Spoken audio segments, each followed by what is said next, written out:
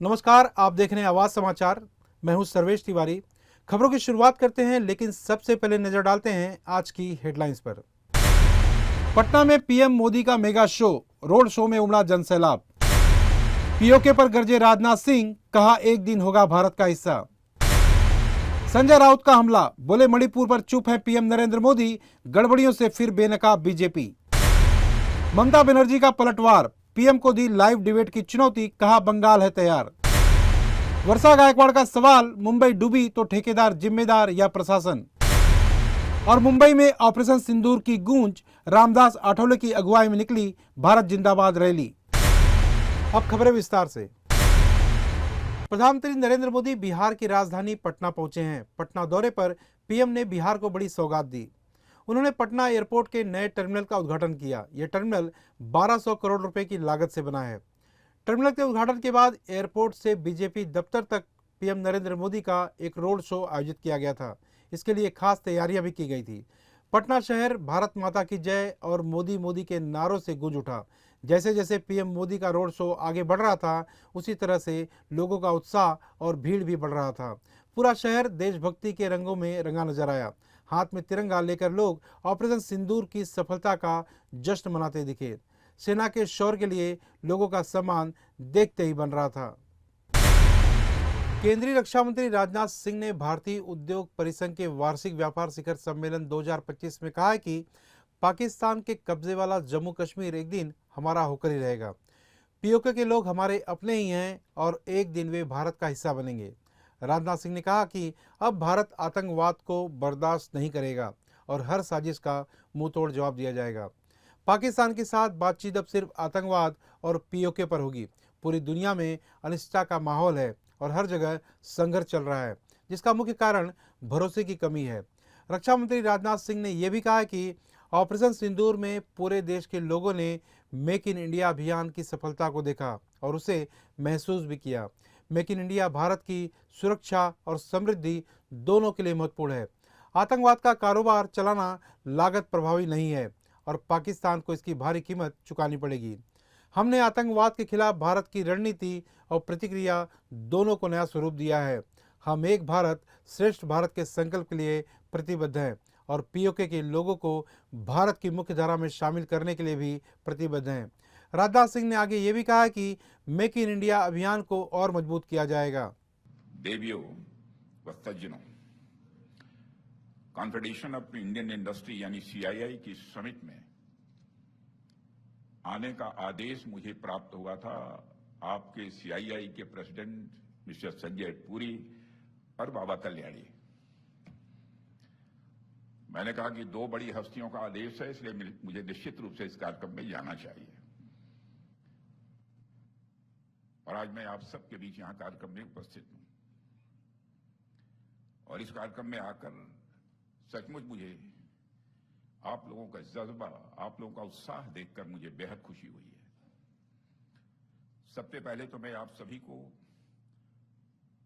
भारत के दुनिया के 4th लार्जेस्ट इकोनॉमी बनने की बधाई देता हूं। मुझे याद है कि पिछली बार जब मैं आप सभी के बीच आया था, तब हमारी इकोनॉमी दुनिया में 5वें नंबर पर थी। पर आज जब मैं आपके बीच आया हूं, तो मैं आप सभी को हमारी इकोनॉमी के 4थे नंबर की इकोनॉमी बनाने की बधाई दे रहा हूं। शिवसेना उद्धव ठाकरे दल के वरिष्ठ नेता और सांसद संजय राउत ने बीजेपी और केंद्र सरकार पर जमकर निशाना साधा। उन्होंने मणिपुर हिंसा को लेकर प्रधानमंत्री मोदी की चुप्पी पर सवाल खड़े किए। राउत ने कहा है कि बीजेपी को मणिपुर में सरकार बनाने का वक्त है, लेकिन आज तक प्रधानमंत्री वहां नहीं गए। अब अगर वो शपथ ग्रहण समारोह में जाएंगे तो यह जनता को दिखेगा।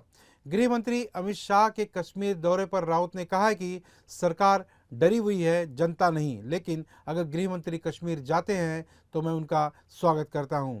देवेंद्र फडणवीस द्वारा शरद पवार की तारीफ पर भी राउत ने तंज कसा।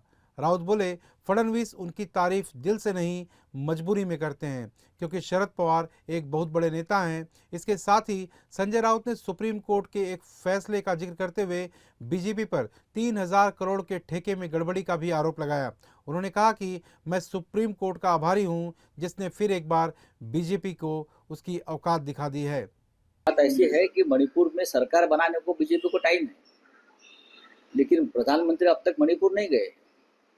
अब प्रधानमंत्री जाएंगे मणिपुर में, जब बीजेपी का मुख्यमंत्री होगा उनके शपथ ग्रहण को जाएंगे। सबसे पहले जो 6 आतंकवादी है जिसने टूरिज्म और टेररिज्म साथ में किया, पहलगांव में हमारे 26 लोगों की हत्या की, उनका टेररिज्म खत्म करो। टूरिस्ट तो आते रहेंगे, कश्मीर हमारा है, लोग जाएंगे। हमारी जनता, हमारे लोग डरे नहीं है। सरकार डरी हुई है, लेकिन जनता डरी हुई नहीं है। फिर भी गृह मंत्री जी वहाँ गए हैं तो मैं स्वागत करता हूँ। आपको पवार साहब की तारीफ करनी पड़ती है, लेकिन आप अच्छे मन से ये तारीफ नहीं करेंगे, ये आपकी मजबूरी है। इतने बड़े नेता है, कल तक आप उनको क्या बोल रहे थे, क्या अभी एक बार देख लीजिए। लेकिन पवार साहब हमेशा बहुत ही चुनाव में क्या नतीजे आते हैं इसकी परवाह नहीं करते। पवार साहब दूसरे दिन वापस काम पे लग जाते हैं। ऐसे नेता बहुत ही कम आए देश में, उसमें से शरद पवार साहब है। अगर देवेंद्र जी ने उनकी तारीफ की है तो उसमें गलत क्या है। पश्चिम बंगाल की मुख्यमंत्री ममता बनर्जी ने केंद्र सरकार और पीएम नरेंद्र मोदी पर तीखा हमला बोला है। उन्होंने कहा है कि ऑपरेशन सिंदूर का नाम जानबूझकर राजनीतिक पकड़ बनाने के लिए किया जा रहा है। ममता ने कहा कि जब सभी विपक्षी दल एकजुट होकर देश हित में विदेशों तक अपनी बात पहुंचा रहे हैं, उस वक्त केंद्र सरकार राजनीतिक होली खेल रही है। हम ऑपरेशन सिंदूर के समर्थन में हैं, लेकिन पीएम मोदी देश भर में रैली करने में लगे हैं। ममता ने कहा कि प्रधानमंत्री जो कह रहे हैं वो बेहद गलत है। विपक्ष अगर विदेश जा रहा है तो वो देश की प्रतिष्ठा बचाने और लोकतंत्र की आवाज़ उठाने के लिए जा रहा है। ममता बनर्जी ने पीएम मोदी को लाइव डिबेट की चुनौती देते हुए कहा कि अगर नरेंद्र मोदी में हिम्मत है तो वो मेरे साथ आकर लाइव डिबेट में मेरे साथ चर्चा करें। ममता ने यह भी कहा कि पीएम मोदी ने बंगाल की महिलाओं का अपमान किया है। हम सबका सम्मान करते हैं, लेकिन अपने आत्मसम्मान की कीमत पर नहीं। ममता ने यह भी कहा कि अगर आप ऑपरेशन बंगाल करना चाहते हैं तो कल ही चुनाव की तारीख घोषित कीजिए, हम तैयार हैं, बंगाल तैयार है। ममता ने पीएम मोदी से पूछा कि पहलगाम हमले के दोषी कहां हैं। क्या कुछ कह रही ममता बनर्जी, आइए सीधे सुनते हैं। ये बात शोभा नहीं होता, शोभा नहीं पाता। उन्होंने देश का प्रधानमंत्री है, बीजेपी का भी है, लेकिन उन्होंने बंगाल में आके ऑपरेशन सिंदूर किया। ऐसा ऑपरेशन बंगाल करेगा, इसका मतलब टेररिस्ट का साथ और बंगाल का मिट्टी को मिला दिया, बंगाल का मिट्टी का इज्जत को मिला दिया, बंगाल का माँ बहन का सम्मान को मिला दिया। क्या सोचता है उन्होंने कि जो भी मर्जी वो कर सकता है, जो भी मर्जी बोल सकता है। हम देश को सम्मान करते हैं, लेकिन आत्मसम्मान विसर्जन नहीं करता है। हमारा पार्टी का एमपी भी आज देश के लिए बाहर में जाके, विदेश में जाके चिल्लाता है, और उन्होंने आके बंगाल में आके बंगाल को गाली देते हैं, बंगाल को सम्मान को गाली देता है, बंगाल को इज्जत लेके खेल कूद करते हैं। और ऑपरेशन सिंदूर का ऑपरेशन बंगाल करेगा। इतना हिम्मत है तो काल ही इलेक्शन करके करिए, हम तैयार है। लेकिन मोदी जी, जब आपका गुजरात में टेररिस्ट पाकिस्तान के लेके काम करता है, माफी पाकिस्तान को मदद करने के लिए, मध्य प्रदेश में पाकिस्तान को मदद करने के लिए काम करते हैं, तब आपको क्या बहाना रहते हैं, क्या प्रोटेक्शन आप देते हैं? अगर बंगाल में ये चीज होता वो तो आप जानबूझ के सजा के डेकोरेशन करके करते हैं, पहले प्लान करके, जैसे संदेश खाली में किया, जैसे मालदा में किया, जैसा मुर्शिदाबाद में किया। ऐसे तो हजारों गुंडा आपने किया है। एनआरसी को लेके कितना गोली चलाया, एनपीआर को लेके कितना हुआ, दिल्ली में कितना लोगों को मारा। बड़ा बड़ा बात करते हैं। मैंने तो सोचा था आप आर्मी को सैल्यूट देने के लिए आएंगे, वो तो आपने नहीं कहा। आर्मी को सॉलिडारिटी करने के लिए आएंगे कि हमारा उत्तर बंगाल में हासीमारा जैसा है। हासीमारा में अब उतरा, इसी के लिए उतरा, उधर से अलीपुरद्वार जाने के लिए। शिलीगुड़ी में हमारा एयरबेस है, हासीमारा में है, कालिम्पोंग में है, दार्जिलिंग में है। कभी आप सोचा? आप तो सिक्किम गया ही नहीं, क्यों आप डरते हैं? अभी तो खाली विदेश में घूमते थे। ऑपरेशन सिंदूर में हमारा विरोधी दल चला गया विदेश में, और आप इधर में घूमते हैं और खाली पब्लिसिटी करते हैं। अरे पब्लिसिटी होना चाहिए तो आर्मी को, अगर कुछ हुआ तो पब्लिसिटी तो हुआ है, छोटा सा एक बात, कोई युद्ध तो नहीं हुआ। हम युद्ध नहीं चाहते, अगर हमारा देश को कोई युद्ध में अटैक ना करे, हम तो शांति चाहते हैं। लेकिन आप जानबूझ के आज तक जंगी लोगों को अरेस्ट क्यों नहीं कर पाया? अगर आपका दिल इतना सच्चे है तो कहिए, जो हमारा सिंदूर ले लिया, जो बहनों को और जंगी को आज तक आप पकड़ाया, आज तक उसको आप मारा, आज तक कोई देख पाया? दिखाने के लिए इतना बड़ा नेता है आप, अमेरिका बोलने से 1 सेकंड में चुप हो जाता है, और उन्होंने करेंगे देश को रक्षा दर आ गया, और बड़ा बड़ा बात करते हैं। सब खराब है, वो एक ही अच्छा है, ना अच्छा है ना सच्चा है, पता हम लोगों को सब है। इमेज बढ़ाने के लिए कोशिश एक तरफा नहीं होना चाहिए। आपका उधर में 40% बेरोजगारी बढ़ा और हमारा इधर में बिलो द पॉवर्टी लाइन 40% कमती हो गया। क्या आपका पास जानकारी नहीं है? तो आप एक काम कीजिए, एक दिन आपका इतना हिम्मत है तो एक टीवी का आसन में बैठिए, सरासरी प्रधानमंत्री का और हम का लड़ाई होगा। मुंबई की पहली बारिश में ही हाल बेहाल हो गए हैं और अब इस पर सियासत भी तेज हो गई है। मुंबई कांग्रेस की अध्यक्ष और सांसद वर्षा गायकवाड़ ने साफ तौर पर कहा है कि इस अवस्था की सीधी जिम्मेदारी नगर निगम प्रशासन की है। उन्होंने दावा किया है कि खुद बीएमसी कमिश्नर ने स्वीकार किया है कि मीठी नदी की केवल 55% तक ही सफाई हो पाई है, यानी मानसून से पहले जो तैयारी होनी चाहिए थी वो अधूरी रह गई। वर्षा गायकवाड़ ने नाले सफाई को लेकर भी बड़ा आरोप लगाया है। उन्होंने एक अखबार के स्टिंग ऑपरेशन का हवाला देते हुए कहा कि नाले की सफाई का पूरा काम सिर्फ ठेकेदारों के भरोसे है, चाहे वो लॉगबुक भरना हो या मॉनिटरिंग करना हो। उन्होंने सवाल उठाया कि जब सफाई का मॉनिटरिंग सिस्टम ही ठेकेदार के हाथ में हो तो फिर जिम्मेदारी कौन लेगा। गायकवाड़ का कहना है कि इसका खामियाजा सीधे तौर पर मुंबई की जनता को भुगतना पड़ रहा है। सांसद वर्षा गायकवाड़ ने प्रशासन पर निशाना साधते हुए कहा कि पिछले 3 सालों से मुंबई में न तो कोई नगर सेवक है, न ही चुनाव हुए हैं। पूरी तरह से प्रशासक का राज है और ऐसे में जवाबदेही भी प्रशासन की ही बनती है। खरं तर प्रत्येक वर्षी मान्सूनपूर्व आणि त्याचबरोबर जी आहे ती नाले सफाई संदर्भामध्ये बैठका घेतल्या जातात। मे महिन्याच्या पूर्वीपासून या संदर्भामध्ये कारवाई संदर्भामध्ये मेजर नाले असतील किंवा मायनर नाले असतील त्याच्या सफाई संदर्भात आणि त्याचबरोबर मिठी नदीच्या साफसफाई संदर्भामध्ये मोठ्या प्रमाणामध्ये टेंडर निघली जातात, परंतु दुर्दैवाने ते काम होताना दिसलं नाही। या वर्षी आम्ही ज्या बैठका घेतल्या त्याच्यामध्ये हे काम काही ठिकाणी 20%, काही ठिकाणी 35% झालेलं आम्हाला आढळलं। खरं तर नाले सफाई संदर्भात ज्यावेळी मी फिरले त्यावेळी सुद्धा मी बघितलं की मोठ्या प्रमाणामध्ये तसेच्या तसे नाले आहेत, म्हणजे कागदपत्री जे दाखवलं जातं ते वेगळं दाखवलं जातं। जशा आपल्याला माहिती आहे की काळा त्या ठिकाणी कचरा निघतो मोठ्या प्रमाणामध्ये, त्याच्यात काल परवा एक मोठा भ्रष्टाचाराचं प्रकरण एक स्टिंग ऑपरेशन एका वृत्तपत्राच्या माध्यमातून झालं आणि त्यांनी सांगितलं की कशा तऱ्हेने ते मोबाईल सुद्धा मॅनेज केले जातात, त्या ठिकाणी जे लॉगबुक असतं किंवा बाकीचे डॉक्युमेंट कशा तऱ्हेने ते ठेकेदारच बघतात। याचं एक मोठ्या प्रमाणामध्ये स्टिंग ऑपरेशन एका वॉर्डचं जरी चांगलं असलं तरी ही परिस्थिती पूर्ण मुंबईची आहे। काही प्रमाणामध्ये जर आपण बघितलं असेल तर ह्याला जबाबदार जे आहेत ते सगळ्यात मोठी जी जबाबदारी घ्यावी लागेल ती म्हणजे या ठिकाणी असलेले आयुक्त। कारण माझं त्यांना सांगणं हे आहे की तुम्ही 3 वर्षापासून राज्य सरकार इलेक्शन घेत नाही, लोकल बॉडीमध्ये जे आहे ते त्या ठिकाणी जे आहे ते नगरसेवक नाहीत आणि अशा वेळेला संपूर्ण जबाबदारी शासन म्हणजे अर्बन डेव्हलपमेंट डिपार्टमेंट आणि त्या ठिकाणी असलेले आयुक्त या दोघांवरच जबाबदारी येते। मुंबई के शिवाजी पार्क स्थित चैत्यभूमि आज देशभक्ति के रंग में रंगा नजर आया।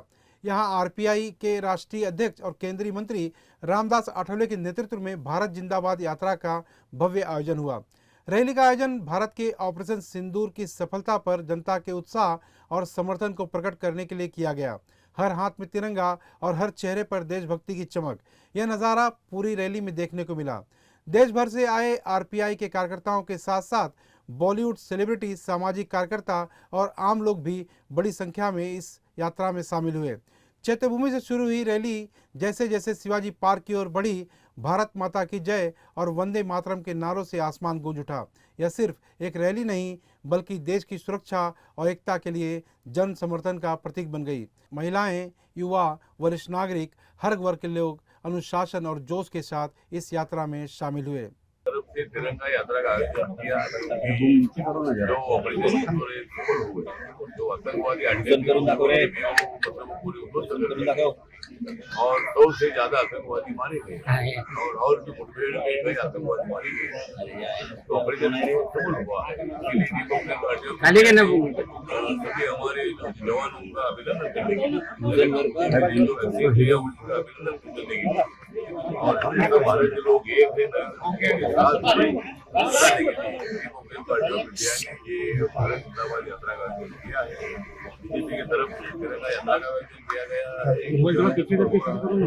कांग्रेस पार्टी ने भी यात्रा निकाली है तो मुझे लगता है कि बाकी के लोगों ने भी यात्रा निकालने की आवश्यकता थी। टिप्पणी करने मुझे लगता है कि भारत सरकार ने पाकिस्तान को अल्टीमेटम दे दिया और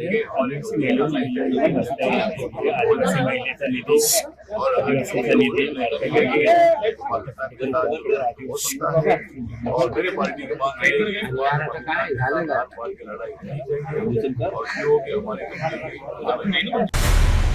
यहाँ वक्त हो चला एक छोटे से ब्रेक का।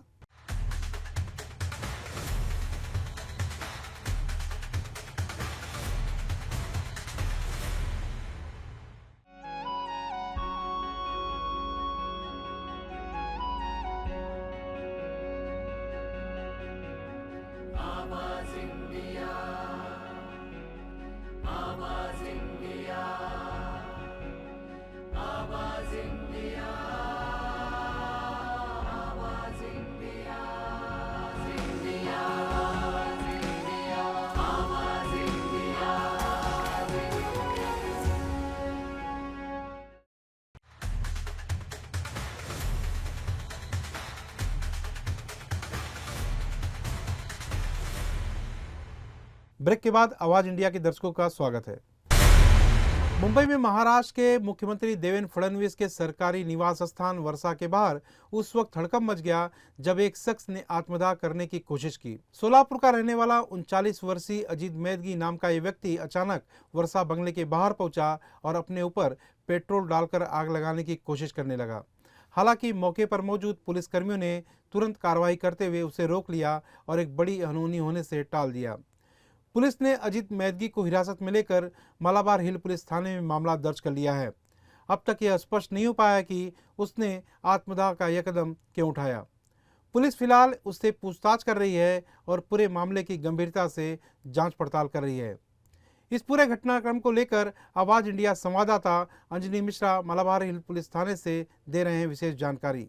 महाराष्ट्र के मुख्यमंत्री देवेंद्र फडणवीस के मुंबई स्थित वर्षा निवास बंगले के बाहर 39 साल के एक युवक ने अपने ऊपर मिट्टी का तेल डालकर आत्महत्या करने की कोशिश की, लेकिन वहां पर मौजूद सुरक्षा कर्मियों के मुस्तैदी के चलते उस युवक को बचा लिया गया और एक बड़ी घटना टल गई। युवक को हिरासत में लेकर यहां पर स्थानीय जो पुलिस थाना है मलबार हिल पुलिस थाना, वहां पर इस युवक को लाया गया पूछताछ के लिए और मिली जानकारी के अनुसार उस युवक पर बीएनएस की धाराओं के तहत कई धाराओं के तहत मामला दर्ज किया गया है। अगर हम पूरे मामले की बात करें तो ये जो मामला है कल दोपहर 3:30 का है। दिन दहाड़े अजीत मैदगी नाम का 39 साल का जो युवक है वो सोलापुर का रहने वाला है और यहाँ पर वर्षा निवास बंगले के बाहर आया और वो बंगले में घुसने की कोशिश कर रहा था और सुरक्षा कर्मियों को उस पर कुछ शक हुआ और उसने अचानक अपने झोले में से जो है घासेट की बोतल निकाली और अपने ऊपर डालने की कोशिश की, लेकिन वहां पर मौजूद सुरक्षा कर्मियों ने तत्काल जो है सक्रिय होकर उसे पकड़ा और उसे जो है बचा लिया और एक बड़ी घटने से टल गई। और कहीं न कहीं वो जो युवक है वो सोलापुर का रहने वाला है। बताया जा रहा है कि वो जो युवक है उससे कोई शिकायत थी वहाँ सोलापुर में स्थानीय पुलिस थाने से, जिसको लेकर वो नाराज था और यहाँ पर वो आत्मदाह की कोशिश करने आया था और अपनी बात सामने रखने आया था। ये तो प्रथम दृष्टया जानकारी है, लेकिन अब जो है उस पर बीएनएस की धाराओं के तहत मामला दर्ज कर लिया गया है और पुलिस मामले की जांच कर रही है। अभी भी जो है सही जानकारी वो सामने नहीं आ पाई है, लेकिन फिलहाल जो है मुख्यमंत्री निवास से जुड़ा ये मामला है और मामला संवेदनशील है, जिसके चलते पुलिस हर एंगल से मामले की जांच कर रही है। और सबसे बड़ी बात यह है कि समय रहते पुलिस ने जो मामला है इसे जो है सुलझा लिया है। अगर वो युवक है उसके साथ कोई बड़ा हादसा होता तो कहीं न कहीं मुख्यमंत्री निवास और जो सुरक्षाकर्मी है उनकी बड़ी किरकिरी होती, लेकिन राहत की बात है कि उस युवक को जो है बचा लिया गया है। महाराष्ट्र के मुख्यमंत्री देवेंद्र फडणवीस का किसानों को लेकर बड़ा ऐलान सामने आया है। परभणी दौरे पर पहुंचे फडणवीस ने कहा कि भारी बारिश से जिन किसानों की फसलें बर्बाद हुई हैं, सरकार उनकी पूरी भरपाई करेगी। मुख्यमंत्री ने माना कि वक्त से पहले हुई बारिश के चलते कई जगह किसानों को नुकसान उठाना पड़ा है और इससे इनकार नहीं किया जा सकता। फडणवीस ने साफ किया है कि राज्य सरकार ने मुआवजे को लेकर स्टैंडिंग ऑर्डर भी जारी कर दिए हैं ताकि किसानों को राहत तुरंत मिल सके। इस दौरान उन्होंने ये भी कहा कि महाराष्ट्र को अच्छी बारिश की ज़रूरत है और इस बार कुछ हद तक वो ज़रूरत पूरी हुई है, लेकिन जहां नुकसान हुआ है वहां सरकार हर संभव मदद देगी। या ठिकाणी आपण एंडोर्स करतो, त्या शेतकऱ्यांपर्यंत पोहोचवण्याचा प्रयत्न करतो आणि आमचाही प्रयत्न आहे की शाश्वत शेती आपल्याला कशी करता येईल आणि विशेषतः शेतीमध्ये इन्व्हेस्टमेंट कशी वाढवता येईल अशा प्रकारचा आपला प्रयत्न आहे। आज मी सगळ्या विद्यापीठांना सांगितलेलं आहे की जसं विद्यापीठामध्ये प्राध्यापक शास्त्रज्ञ सगळे काम करतात तसे शेतकरी देखील शास्त्रज्ञ आहेत। अनेक शेतकरी अशा प्रकारचं त्या ठिकाणी वाण तयार करतात किंवा नवीन क्रॉपिंग पॅटर्न, एक पीक पद्धती तयार करतात की ज्याच्यामुळे उत्पादकतेत वाढ होते, ज्याच्यामध्ये एक प्रकारे त्याची जी काही इनपुट कॉस्ट आहे ती आपण कमी करू शकतो। तर अशा शेतकऱ्यांना निवडून दरवर्षी किमान 5 शेतकऱ्यांना मानक कृषी संशोधक अशा प्रकारची पदवी आपण दिली पाहिजे असं मी आज सगळ्या विद्यापीठांना विनंती केलेली आहे। महाराष्ट्र की एसटी बसों में अब यात्रियों की सुरक्षा को और बेहतर बनाने के लिए आर्टिफिशियल इंटेलिजेंस यानी कि एआई तकनीक का सहारा लिया जा रहा है। ठाणे में उप मुख्यमंत्री एकनाथ शिंदे ने एआई तकनीक से लैस स्मार्ट एसटी बसों का निरीक्षण किया। ये स्मार्ट बसें यात्रियों को एक सुरक्षित और स्मार्ट सफर का अनुभव देंगी। एसटी महामंडल की इन बसों में हर दिन करीब 55 लाख लोग यात्रा करते हैं। ऐसे में सुरक्षा के लिहाज से इन बसों को AI based integrated safety system से लैस किया जा रहा है। नई तकनीक के तहत बसों में एडवांस ड्राइवर असिस्टेंट सिस्टम और मॉनिटरिंग कैमरे लगाए जा रहे हैं जो ड्राइवर की गतिविधियों पर नजर रखेंगे। बस के चारों ओर 360 डिग्री ब्लाइंड स्पॉट कैमरे होंगे ताकि बाहरी गतिविधियों पर भी नजर रखी जा सके। यात्रियों की सुरक्षा के लिए बसों में आगे, पीछे और अंदर की तरफ सीसीटीवी कैमरे लगाए जा रहे हैं। साथ ही GPS tracking, wifi, LED screen, driver alert system और foam based fire safety system जैसी सुविधाएं भी होंगी। अगर ड्राइवर नशे में हो या नींद में है तो अलर्ट सिस्टम तुरंत एक्टिव होकर अलार्म बजाएगा।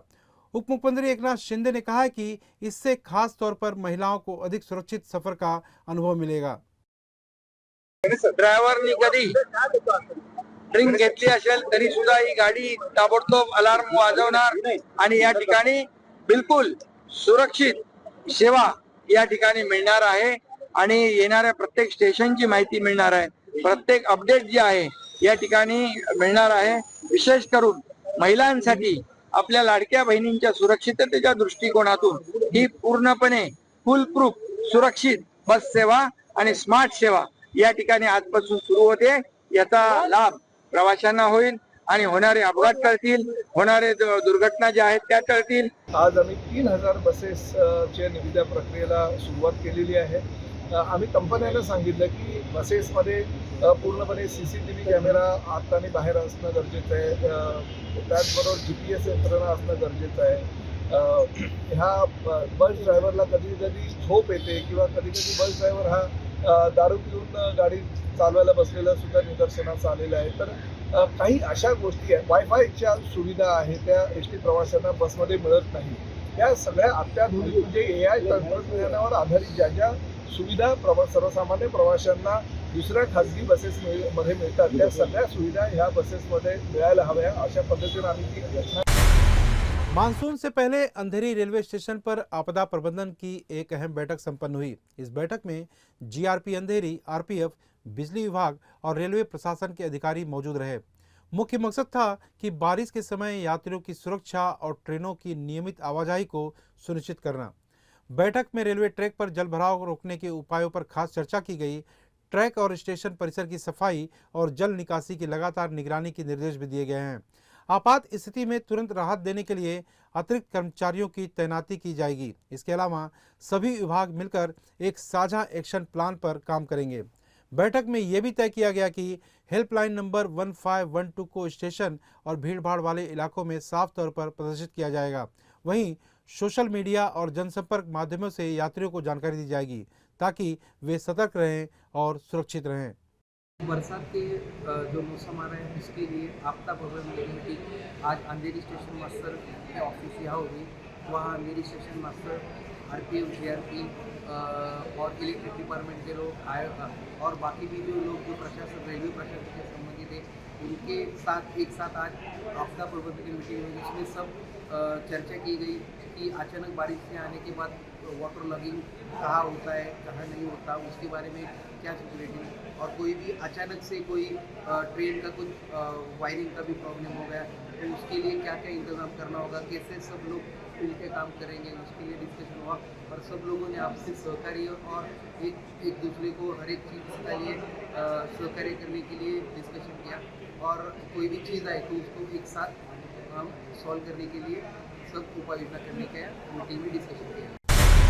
मुंबई से सटे विरारपुर के मनवेलपाड़ा इलाके में 28 मई की रोज महानगर पालिका की एक बस अचानक बंद हो गई। यह घटना डॉक्टर बाबा साहब अम्बेडकर तालाब के पास घटी, जहां पहले से ही भारी ट्रैफिक जाम था। बस के रुकते ही सड़क पर लंबा जाम लग गया। यात्रियों ने हालात संभालने के लिए खुद पहल की और बस को धक्का मारकर स्टार्ट करने की कोशिश की, लेकिन प्रयास नाकाम रहे। इससे नाराज लोगों ने मनपा के परिवहन विभाग पर नाराजगी जताई। आपको बता दें कि वसई विरार शहर में मनपा की कुल 147 बसें चलती हैं, जिनमें हर दिन 60 से 65 हज़ार यात्री सफ़र करते हैं, लेकिन बार बार तकनीकी खामियों के चलते नागरिकों को इसी प्रकार की भारी परेशानी झेलनी पड़ती है। फिर वक्त हो चला एक छोटे से ब्रेक का।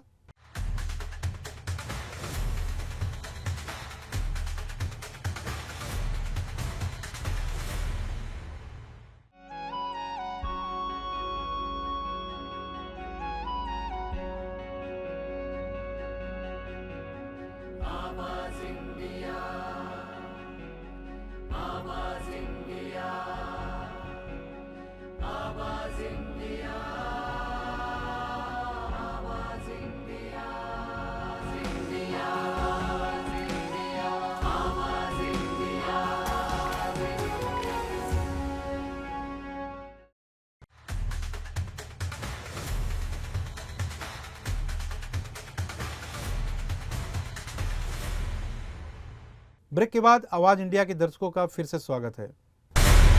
आमिर खान की आगामी फिल्म सितारे जमीन पर का नया गाना सर आंखों पे मेरे रिलीज किया गया है। इस गाने में आमिर खान और जेनेलिया देशमुख के बीच भावनात्मक अंदाज को देखा जा सकता है। गाने में दोनों कलाकार को उत्सव के माहौल में उदास देखा जा सकता है, जिसमें बच्चे खेल रहे हैं और अन्य लोग आनंद उठा रहे हैं। गाने को अरिजीत सिंह और शरीवा पारुलकर द्वारा गाया गया है। गाने की धुन शंकर एहसान लॉय ने कंपोज की है और इसे अमिताभ भट्टाचार्य द्वारा लिखा गया है। गाने की धुन अंतरात्मा को छूती प्रतीत होती है। फिल्म सितारे जमीन पर 20 जून को सिनेमाघरों में रिलीज होगी। यह साल 2018 में रिलीज हुई स्पेनिश फिल्म चैंपियन की रीमेक है, जिसमें आमिर खान के साथ जेनेलिया देशमुख भी नजर आएंगी। फिल्म को RS प्रसन्ना द्वारा निर्देशित किया गया है और इसे आमिर खान और अपर्णा पुरोहित द्वारा निर्मित किया जा रहा है। दर्शकों में फिल्म को लेकर काफी उत्साह है। फिल्म के डायलॉग्स दिव्य निधि शर्मा ने लिखे हैं। आमिर खान की फिल्मों का दर्शकों को हमेशा से इंतजार रहता है। सिंगर अरिजीत सिंह अपनी आवाज से सभी के दिलों में छाए रहते हैं। खबर है कि अरिजीत यूके के टोटेनहम हॉटस्पर स्टेडियम में परफॉर्म करने वाले हैं। उनका ये लाइव शो 5 सितंबर को होगा। अरिजीत ने कहा कि मैं बस एक आम इंसान हूं जो गाना गाता है। मुझे बहुत खुशी और गर्व है कि मुझे फिर से लंदन में गाने का मौका मिल रहा है। अरिजीत सिंह पहले ऐसे भारतीय कलाकार होंगे जो यूके के टोटेनहम हॉटस्पर स्टेडियम में मुख्य कलाकार के तौर पर परफॉर्म करेंगे। इस खबर के आने के बाद अरिजीत के फैंस में बहुत ही ज़्यादा खुशी का माहौल है। लंदन में रहने वाले उनके फैंस अब इस इवेंट का बड़ी बेसब्री से इंतजार कर रहे हैं। आपको बता दें कि अरिजीत सिंह ने एड शीरन के 7 सितंबर साल 2024 में लंदन के 02 एरिना में एक साथ परफॉर्म किया था। अरिजीत के लंदन के लाइव इन कॉन्सर्ट में एड शीरन ने सरप्राइज परफॉर्मेंस दी थी, जिसमें दोनों ने साथ में परफेक्ट गाना गाया था। शो पूरी तरह से हाउसफुल रहा था। अरिजीत सिंह के इस कॉन्सर्ट की टिकटें 6 जून 2025 से मिलना शुरू हो जाएंगी। अरिजीत ने इस बात की पुष्टि की है कि वह एड शीरन के अगले सिंगल सफायर में उनके साथ काम कर रहे हैं। BCCI ने ऑस्ट्रेलिया के भारत दौरे का शेड्यूल जारी कर दिया है। ऑस्ट्रेलिया की महिला टीम 14 से 20 सितंबर के बीच भारत के साथ 3 मैचों की वनडे सीरीज खेलेंगी। वहीं ऑस्ट्रेलिया ए टीम का दौरा 2 मल्टी-डे मैच और 3 वनडे मुकाबले के लिए होगा। यह टीम 16 सितंबर से 5 अक्टूबर तक भारत दौरे पर रहेंगी। ऑस्ट्रेलिया की महिला टीम अपने तीनों वनडे मैच चेन्नई में खेलेंगी। ऑस्ट्रेलिया ए टीम अपने मल्टी-डे मैच लखनऊ में और वनडे मैच कानपुर में खेलेंगी। तीनों ही टीमों के दौरे को मिलाकर कुल 13 मैचों का शेड्यूल बीसीसीआई की ओर से जारी किया गया है। ऑस्ट्रेलिया की दोनों टीमों के लौटने के बाद साउथ अफ्रीका की ए टीम भारत दौरे पर आएगी। उसका दौरा 30 अक्टूबर से शुरू होगा और 19 नवंबर तक चलेगा। इस दौरान 2 मल्टी-डे मैच के अलावा 3 वनडे की सीरीज खेली जाएगी। साउथ अफ्रीका की ए टीम अपने मल्टी-डे मैच बीसीसीआई के सेंटर ऑफ एक्सीलेंस में खेलेगी, जबकि उसके वनडे मुकाबले बेंगलुरु के केएम चिन्नास्वामी स्टेडियम पर होंगे। मुकाबलों की तारीख और वेन्यू की पूरी डिटेल बीसीसीआई ने जारी कर दी है। आवाज समाचार में फिलहाल के लिए इतना ही। जल्द होगी आपसे फिर मुलाकात। तब तक के लिए नमस्कार।